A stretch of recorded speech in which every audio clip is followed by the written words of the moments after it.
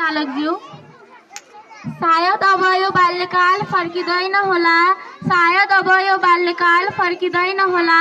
यदि फर्किन्थ्यो भने नि यो विदाई हुन्थेनथ्यो होला, यदि फर्किन्थ्यो भने नि यो विदाई हुन्थेनथ्यो होला।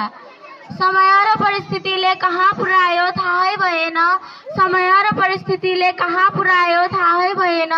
भन्दा लामो सुनिने यो 8 वर्ष कसरी बित्यो पत्तै चलेन, भन्दा लामो सुनिने यो 8 वर्ष कसरी बित्यो पत्तै चलेन। तिमी भन्छौ अब 8 पछि बिर्सन्छौ होला, तिमी भन्छौ अब 8 पछि बिर्सन्छौ होला।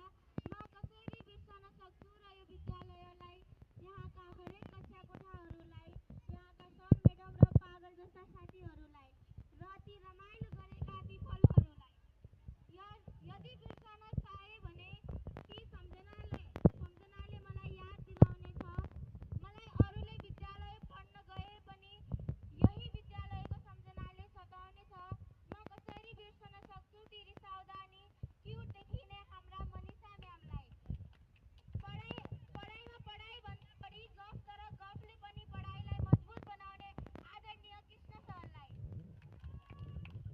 हाइटमा सानो भए तापनि तर एआई जस्तो दिमाग भएर हरेक पिरियडमा चुटकिला सुनाउँदै पढाउने हाम्रा इमानन्द सरलाई।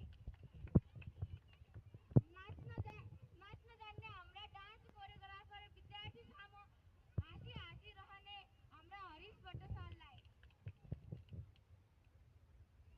समय परिस्थितिले टाढा बनाए तापनि साइन्टिस्ट जस्तो दिमाग भएका हाम्रा विशेष भट्ट सरलाई।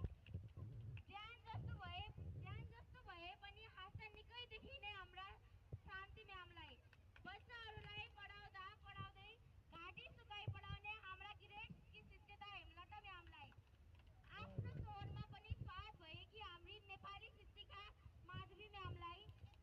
जति गाली गरे पनि माया नै माया लाग्ने हाम्री ग्रेडकी शिक्षिका कौशला म्यामलाई। सबै विद्यार्थीलाई हौसला बढाई मनोबल बढाउने हाम्री ग्रेडकी शिक्षिका तुलसी म्यामलाई। म कसरी बिर्सन सक्छु? सायद अब यो दिन फर्कन सक्दैन होला। अबदेखि म यो विद्यालय आउने छैन। बिहान सबेरै उठेर ड्रेस लगाएर त्यही विद्यालयको नियम पालना गर्दै यही कक्षा कोठा, यही साथी सङ्गी र सर मेडमसँग पढ्न फेरि पाउँदैन होला।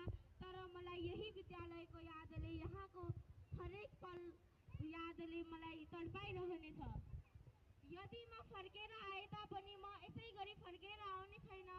एउटा पाहुनाको रूपमा मात्र फर्केर आउनेछु र त्यही सम्झनालाई बटुल्दै